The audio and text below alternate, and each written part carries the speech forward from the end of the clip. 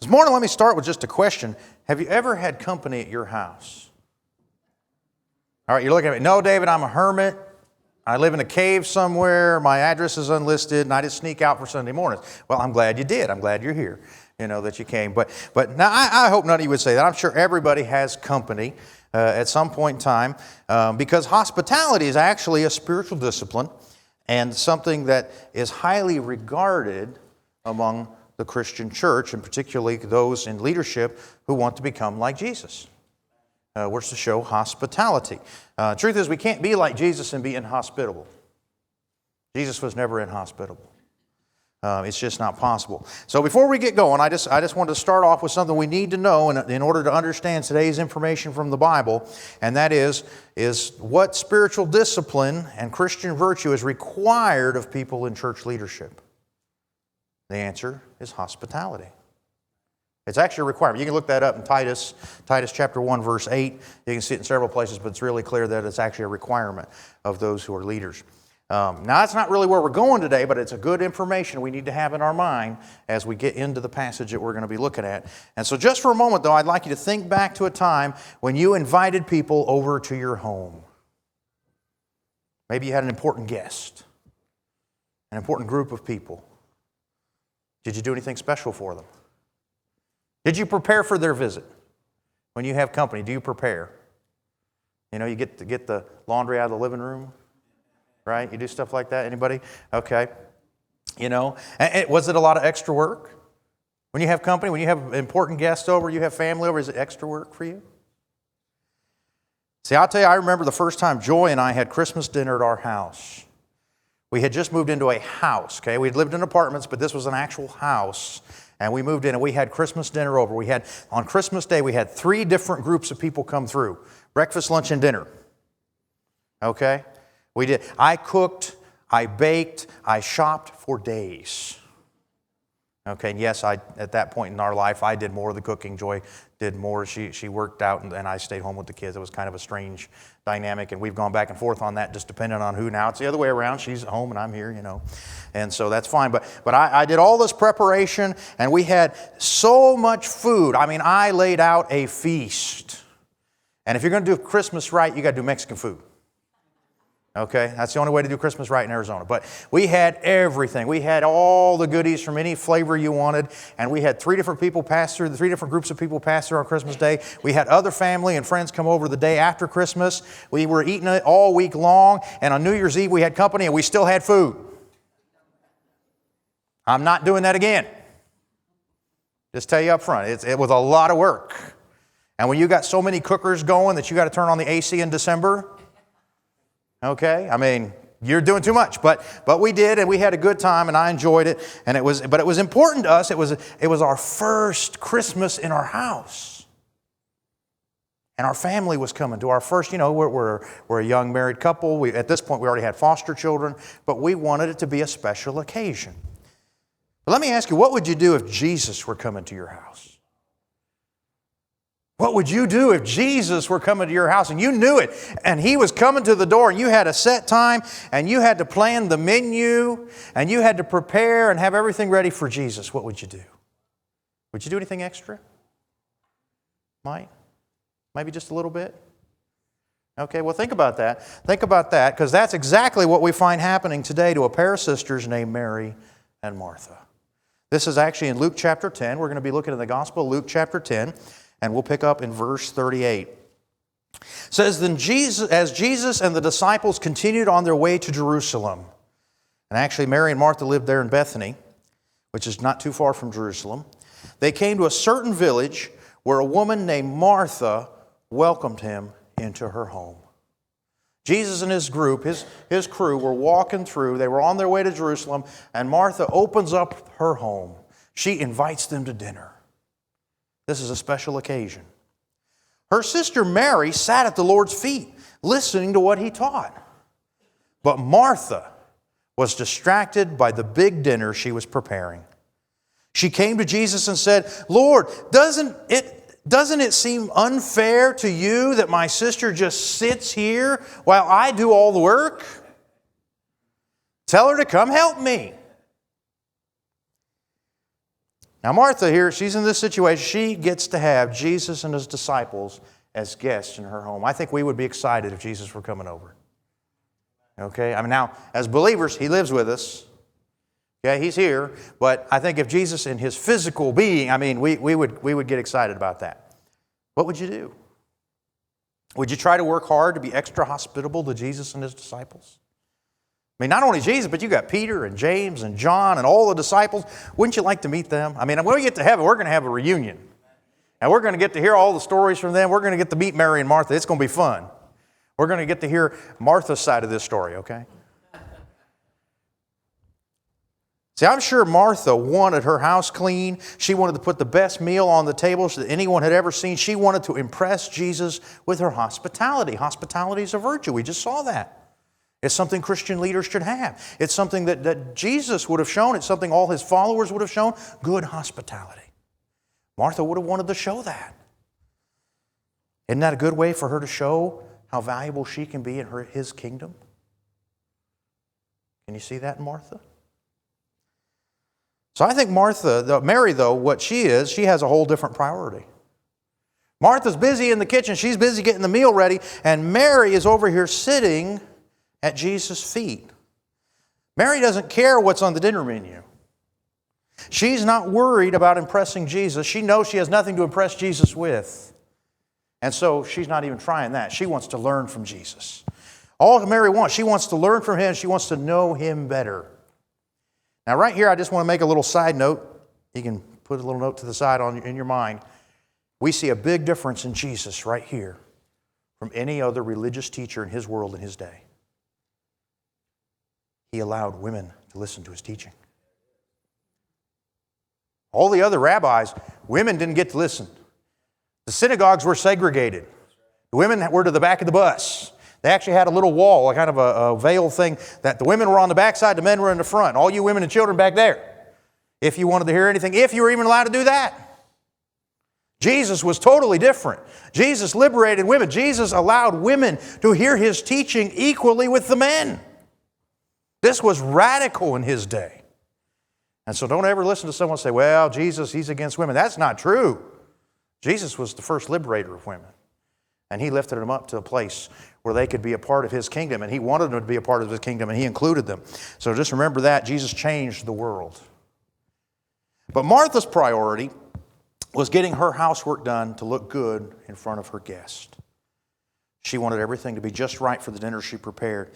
And I think most of us can relate to Martha. Actually, I think most of us would probably relate to Martha more than to Mary. You know, when you were a kid, did you ever have your siblings dump their work on you? You ever have, older or younger, it doesn't matter. You ever have your siblings dump off their work on you, chores got to get done, and they're off goofing off and you're stuck doing the work? How'd you like that? Maybe now, not all families are this way, but some families, I've noticed at Thanksgiving, the women tend to be in the kitchen after the meal, and the men tend to be in front of the TV watching football. You ever see any families like that? Okay. How would y'all, ladies, if you've seen a family like that, how would a woman who sneaks off to go watch football rather than stay with the women be looked at? That's where Mary is right here. She's off with the men. She's sitting at the feet of Jesus. She's listening to the Master while Martha's in the kitchen. How would you feel if you were Martha? Let's be honest. I think most of us would be kind of annoyed. Right? How does it make you feel when people leave you to do all the work? And it can be family, it can be a group assignment at school, it can be any kind of, your coworkers at work. How do you feel when they leave you to do the work? And you're a responsible person, so you get it done. And they're off doing whatever. See, I think most of us get angry. We get frustrated. We say, this isn't fair. And that's where Martha was. She was fed up. She was frustrated. And she appeals to Jesus, her guest, to correct her sister. That's an interesting dynamic. How many of you ever appeal to guests in your home to correct your children? Would you go over and deal with them? I don't think so. No. But she does. She appeals to Jesus. She sees him as the master. He's the teacher. He's Lord. And she appeals to him. She wants her lazy sister to get to work. Listen again to her appeal to Jesus for help. Verse 40 again. But Martha was distracted by the big dinner she was preparing. She's off in the kitchen working. So she came to Jesus and said, Lord, doesn't it seem unfair to you that my sister just sits here while I do all the work? That's pretty strong, isn't it? Tell her to come and help me. She is appealing to Jesus. Jesus, this isn't fair. Who is in the right here? Who is in the right, Mary or Martha? What does your sense of justice say? Was it right for Mary to sit and listen to Jesus and leave Martha to do all the work? I think most of us, if you don't know the story already, would be tempted to say, oh, that Mary's being wrong. Martha's in the right. She shouldn't be left to do all the work. But if you know the story, you know that's not how this goes. See, it was shocking, what's shocking to Martha and downright offensive to their culture that Mary would be sitting there listening to Jesus. It's probably almost equally shocking to us, the response Jesus gives. Listen to the words of Jesus as he responds to Martha. Verse 41, but the Lord said to her, my dear Martha, you are worried and upset over all these details. There's only one thing worth being concerned about. Mary has discovered it, and it will not be taken away from her. Jesus says, Martha, you're wrong. How would you feel at that moment? See, Martha was so busy working to look good and to make things good for Jesus and make things good for her guests, she was missing the most important part about having Jesus at her house, and that's the part of visiting with Him. She had Jesus there with her, and she's missing it because she's busy making dinner. She's busy trying to do for Jesus. Now, culturally in the ancient world, and according to even good manners today, it was Martha who we would consider to be in the right, and Mary we might consider to be in the wrong. In fact, today we probably tell the disciples, well, y'all get up and get in the kitchen. What do you think this is, the first century? I mean, come on. I mean, in today's world, that's probably what would happen. This was so obvious to them that Martha publicly calls on Jesus to correct it. It's clear in her mind, there is no question that this is unjust behavior. The problem is that God's standard was the opposite of society's sinful standard. God's standard, by God's standard, Mary was in the right. She was doing what was best, what was most important. Warren Wiersbe on this passage, he explains this about Martha. She said, Martha was anxious and troubled as she tried to serve the Lord. And yet she was missing the greatest and most lasting blessing. Mary was occupied with Jesus, but Martha was preoccupied with herself. What we do with Christ is far more important than what we do for Christ. For submission leads to obedience and service. Did you catch what Wiersbe said about this? What he explained. He said, Mary was occupied with Jesus. Who had Mary's attention? Jesus. Jesus. Her focus was on Jesus. Martha was preoccupied with herself. Where was Martha's attention? On what she was doing, on how she was being unfairly treated. Think about it. I think Wiersbe's right. Martha tried to get Jesus to side with her on what was truly important and tell his sister to get off her lazy backside and get up and do the housework. That's the paraphrased Message version, okay?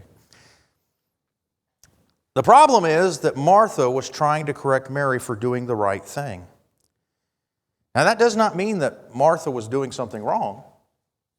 It was not wrong to be hospitable. We started with that, right? It's not wrong to be hospitable. In fact, it's right. It's not wrong to prepare a nice meal for your guests. That's fine. It's not wrong to have a good house, a clean house. That's fine. Those are all good things, but sitting at the feet of Jesus is more important. It's the best thing. Mary was doing the right thing. That thought had never crossed Martha's mind. She'd never considered the thought that Mary could be in the right. It never even entered her mind. And I fear this is where many Christians often find themselves. We are often so busy working to accomplish what we think is the most important thing that we never stop to ask God what He wants. We don't need to ask God. We already know. Right? We already know everything. We don't need to ask God about anything. It's so important, it's so obvious that we just do it. And we've already made up our minds, and then we go out and we do stuff, and we expect God needs to get over here and help. That's where Martha is. She's doing all this work. She's preparing this meal, and it's a wonderful thing, but she's expecting Jesus to get other people to help with what she's doing. Romans chapter 11, verse 33 is a beautiful, beautiful verse. It says this, Paul writing, and he starts kind of being eloquent and probably even somewhat songful in this. Oh, how great are the God's riches and wisdom and knowledge, how impossible it is for us to understand His decisions and His ways. I'm going to tell you, God is so far above us. He is so wise. He is so knowledgeable. He is infinite. We cannot grasp His fullness. I'm grateful that He sent Jesus so we can see Him, so we can know Him. But understand, it's God's intervention that has revealed Himself to us. It's not just because we're so wise. And even at that, so often if we don't pause here and make sure that we're doing it God's way and we don't ask Him, we will miss the boat. We will not understand. And maybe we should pause before we go to God with our embarrassing demands and say, God, this is what I expect. Well, what does God expect? What does God consider to be the most important priority in my life? See, we all have a list of things we want done, right? Everybody got your list? So I got my list, and then I got my wife's list. You know? But the truth is, what is God's list? That's what's most important. What is God's list? Have you paused and prayerfully asked God what He wants you to be doing? Or have you just decided, I already know, based on your own ideas and your own preferences? There's a beautiful old hymn, and it says these words, oh, what peace we often forfeit. Oh, what needless pain we bear. All because we do not carry everything to God in prayer. It's true. It's true. We take all this on ourselves and we get ourselves busy and we worry so much because we don't stop and ask God what His plan is. We assume we already know. We assume, like Martha did, we already know what's best and what's right. And then that's where we get ourselves into trouble. I'll give you an example that I personally experienced this lesson many, many years ago. When I was 19, I was preparing to go into Bible college. I thought if you're going to go into ministry, going to Bible college is usually a good idea. And so I was preparing, and I was, a faithful member at church. If you're going to go to Bible college, you probably ought to go to church. That's a good idea. And so, it goes well together, you know what I mean? It does. And so I was a faithful part at church and became very active at church. And a job opening opened up where I had been volunteering. They had a part-time position as a janitor, a custodian, an environmental engineer. I've learned, it's how you put it on your resume, it's all how you do it. But, and so I took that part-time position, and then later a full-time position opened up. And in my mind, God has provided. Here is my opportunity. I will make the money I need to pay my way through Bible college so that I can serve God. I have it all worked out. I'm going to tell you, whenever you say that, you got trouble. Okay? Because there's one little thing I forgot. I forgot to ever stop and say, God, what do you want? I assumed I knew. And let me tell you, that turned into the worst job I've ever had in my entire life. The worst treatment of any employer I've ever had was that church. It was a great experience as a minister, though. I know what it is to be the janitor. I've done it all. Actually, last week I worked in the nursery, so now I can now say I've done it all. Okay? They still won't let me sing in the choir. I haven't done that, so not quite all yet. Thank you. But you know what I'm saying? It was, I had that experience. It was a good experience. God bless me. But it was a miserable, terrible time to work there. They didn't treat people well. And towards the end of that, I wound up getting sick. I got bronchitis, strep throat, and an infection in both ears. I was laid out for 2.5 weeks. I'll make a long story short, I wound up having to let that job go. And God convicted me. You know what? I never asked Him. I had my plan for him, not his plan for me. And I decided right then and there, I need to start working my life the other way around. And I started praying, God, where do you want me? And God told me to wait. That's not the answer I wanted. You know, when school's coming up, you know, you got tuition coming up, you got things, you want to be working to accumulate money. And I'm saying, well, God, I need to get a job. I need to go now. God had me wait for 6 months. And God put it on my heart where He wanted me to work. I went there. I applied. Long story short, I got the job. And it was the best ministry experience I ever had working in a secondary employment.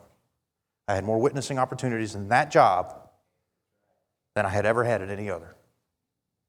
Why? Because it's where God planned, not where David planned. Why did the other one turn out miserable? Because that's what David planned, not what God planned. Total different outcomes. Now, looking back on that, though, you know what? I was worried about how am I going to pay for school. I'm happy to tell you, I have actually finished my college degree. I've actually finished my master's degree. And God has provided for every penny of it. I don't owe a penny on any of it. Did I need to be worrying about that? No. I needed to be worried about what God's plan was for me. His plan. Because He'll take care of everything else. And that's where Martha was. She was worrying about her plan. Mary was worrying about God's plan. We see the difference here in this passage. Now, there is an important thing, because that is, you know, where we get to what does God want for us. And I just want to share this with you while we're passing this way. Because God does give us the purpose and outcome for everything He has set into motion in the church. We see this in Ephesians chapter 4, and we'll pick up in verse 13. But think about this, God's plan for you and me. This will continue, the plan He's put in motion in the church. He talks about the ministers and the gifts and all this other. This will continue until we all come to such unity in our faith and knowledge of God's Son. Notice that, knowledge of God's Son, that we will be mature in the Lord, measuring up to the full and complete standard of Christ. What is God doing with all this that He's put in motion? 2,000 years of church history, all of the people He has in the church and the leaders in the ministry and the study. And what is He doing? He wants us to know Jesus so we will become maturely like Him. Let's continue. Verse 14. Then we will no longer be immature like children, when we won't be tossed and blown about by every new wind of teaching. We will not be influenced when people try to trick us with lies so clever they sound like the truth. And then in verse 15, instead, we will speak the truth in love, growing in every way more and more like Christ, who is the head of the body, the church.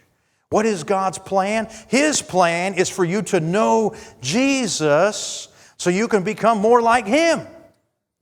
That's been His plan from the beginning. When God created Adam and Eve in the Garden of Eden, He said, let us make them in our image. We have sinned, we have fallen, we have ruined that image. In Christ we are redeemed, restored, and renewed so that we will reflect His image. It's God's plan. God's plan for you. See, when God sent me when I had the wrong job, I was worried about the money. God was worried about making me in His image. There's a difference. There's a big difference. God's priority for your life is for you, and what God considers the most important priority in your life is for you to know Jesus and become like Him. That's why when we see Martha and Mary here, Mary is taking up God's priority. She wants to know Jesus so she can become like Him. Martha's busy making dinner. And you know, it may be the best dinner in the world. When dinner's over, you burp and you move on. Right? I mean, it's over. And actually, this is a part of our mission. I'm happy here at the Meadows, we actually have it part of our mission. We want to know the truth. That's to know Jesus. He is the truth, the way, and the life. And we want to know the truth so we can live the truth. We want to live like Him. That's our goal. That's our plan. Now, thinking back to the story in Luke 10, let's go back to Luke 10 just for a moment and think on that. Jesus pointed out that life can be full of a lot of distractions. But the fact is that only one thing in life is really necessary, and that one thing is our relationship with Him. See, I'm going to tell you, there's a million things in this world that can keep you busy. You will never find a lack of things to do in this world. There's always something. Someone who will eat your time. But there is only one thing that's going to matter eternally, and that is you knowing Jesus and being made like Him. That's what matters eternally. Now, we often get so stuck in the work that we're trying to do for God. And I'm telling you, I've battled this myself. I've been guilty of it myself, where I'm so busy doing for Jesus, I lose track of the fact of what Jesus is doing in me. Because that's the real work. God doesn't need me. The God of the universe who created all of the work, everything that exists, yes, He needs David Blitzenberger. No, He doesn't. But in His grace and His mercy, He lets me be a part of what He's doing. He's the one doing the work. I'm just a part of what He's doing. We need to always keep that in our mind. And what He's doing the most is to make all of us like Jesus. And so we should understand, Martha was not wrong to invite Jesus over to her house. That was good.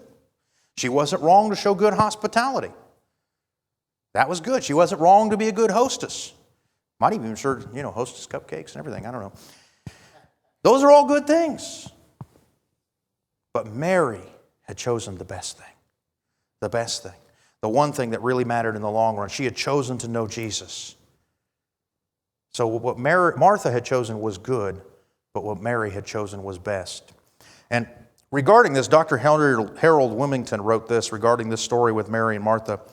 Work is good, but we must not let the good become the enemy of the best. Did you know good can be the enemy of the best? We can go so busy doing good, like Martha, that we miss God's best. And so let me just ask you, which are you choosing for your life? Which are you choosing? Are you choosing good things? I'm not even saying you're doing bad stuff. Are you choosing good things? Or are you choosing God's best? Which one? See, Mary and Martha, we don't have a villain in this story. There's no villain. Martha's doing good and Mary's doing best. Which way is your life going? Are you choosing God's best for your life? Or are you content to settle for good? Because I'm going to tell you, best is not always comfortable. Being made like Christ is not comfortable. No, Jesus was crucified. I can't be like Jesus and be comfortable. It's not possible. Put yourself in Martha and Mary's shoes. If it was Jesus who came to your house, what would you do? Which one would you have been? Would you have been Martha? Or would you have been Mary? Which would be your priority? Getting the meal on the table? Or sitting at Jesus' feet?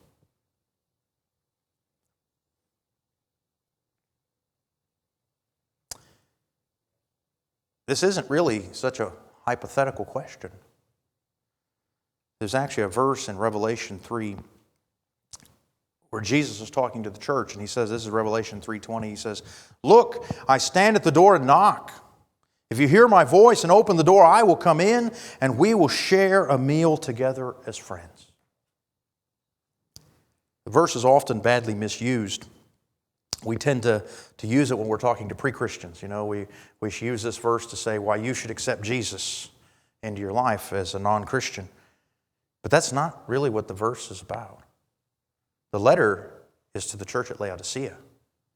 Jesus is saying this to the church.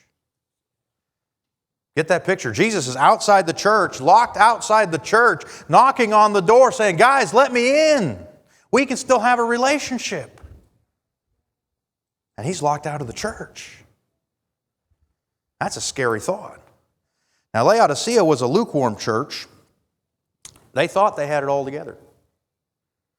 Actually, that's the thing. He says, you guys think you're rich. You think you have all this stuff, and I'm telling you, you're poor. And you need to let me in so we can get back to business, so we can have that relationship, so we can share the meal together, so we can continue God's purpose and make you like me. I have to be honest, I'm convicted that I really fear the church at Laodicea is a good picture of the modern American church. And what's really convicting me about this is right now, people are coming to Christ by the thousands in Africa, in Asia. And we sit here and say, well, we have money. We're going to have a mission offering. The world's missions would collapse if it weren't for us. I got news for you. If it weren't for us, God still build His church just fine anyway. He will. Now, I'm not saying we can't participate, and I'm not saying we should, but it's not that God needs us. It's that God allows us to be a part of what He's doing. And so I'm convicted myself as I was reading this. I'm convicted that I think the church at Laodicea might be the one that most resembles the modern American church. Will we open the door to Jesus? Will you? Will you open the door to Jesus into your life? Not even necessarily talking about a salvation issue here. I'm saying, will you let Jesus in? This is something that both Mary and Martha got right. They both welcomed Jesus into their home. Martha didn't lock Jesus out. I mean, she was busy making dinner rather than sitting at His feet, but she didn't lock Him out. He was welcome. The disciples were welcome. Will we welcome them? I think both Mary and Martha recognized Jesus' authority in their lives. They saw Him as Lord. That's why Martha goes to Jesus and appeals to Him to intervene with her sister, because she sees Him as a rabbi, as a position of authority, someone who can order her sister to do this, and her sister would obey. And Mary also sees Jesus in authority. That's why she's sitting at His feet, wanting to learn. But do we see Jesus in a position of authority? Will I recognize Jesus has authority over my life? John Baver said, you can't call Jesus your Lord and still run your own life. If He's Lord, He's in charge. If He's the Lord, He gets to decide where I work. If He's Lord, He gets to decide where I live. If He's Lord and He's the one who is forming me to be like Him, it's not what I'm doing, it's what He's doing in me, then He's the one that decides how to do it. And what I get to say is, yes, Lord, here I am. Here I am to obey. Here I am to sit at your feet. This is vital to us growing to become like Jesus. We will not become like Him unless we submit to His teaching and obey Him. Actually, in the Great Commission, we are to make disciples that get baptized, right? And that do everything Jesus taught. Do it. Obedience. Now, while both sisters did have this right, and I think they had it right about inviting Jesus in their home, I think they had it right about Jesus being in charge, their priorities were different. Mary's priority was knowing Jesus. Martha's priority was impressing Jesus. And so let me ask you this morning, which is your priority? Which is your priority? To know Jesus? To sit at His feet? Or to impress Him? I'm going to impress Jesus with, I was in church. I even came 5 minutes early. I'm going to impress Jesus. Jesus is not impressed. But I got good news. You don't need to impress Him.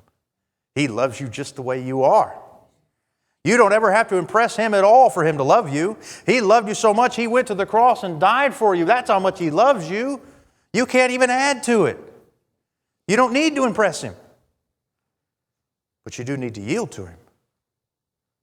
To sit at His feet. Say, Lord, here I am to learn from you so you can make me what you want me to be. Which way are you living your life? I've been there on the wrong side of this, where I was killing myself with busyness trying to do all the stuff I thought God needed. You'll wear yourself out that way. You'll wear yourself out. That's what Martha was doing. Maybe that's where you are today. You're killing yourself and you've got all this busyness in your life and you're trying to do all these good things and all these right things, and they're not even bad things. But they're taking from you the best thing. Or maybe this morning you're there like Mary and you're sitting at Jesus' feet and you just want to get to know Him. And you're ready to set everything else aside so that you can become like Him. Are you yielding to God's transforming power so He can make you like Jesus? Or are you trying to control your life? I cannot be in control and call Jesus Lord. In fact, the truth is, control is an illusion. I'm not in control. I'm married. I'm not in control. Okay? I have a 14-month son. I'm not in control. Let me just tell you right now. He's now getting into everything. I'm not in control. The only being in this universe that's in control is God. Let's be honest. Are we willing to turn that over and just be honest that He's the one that's in control? Most of us probably have some area of our life that we need to let go.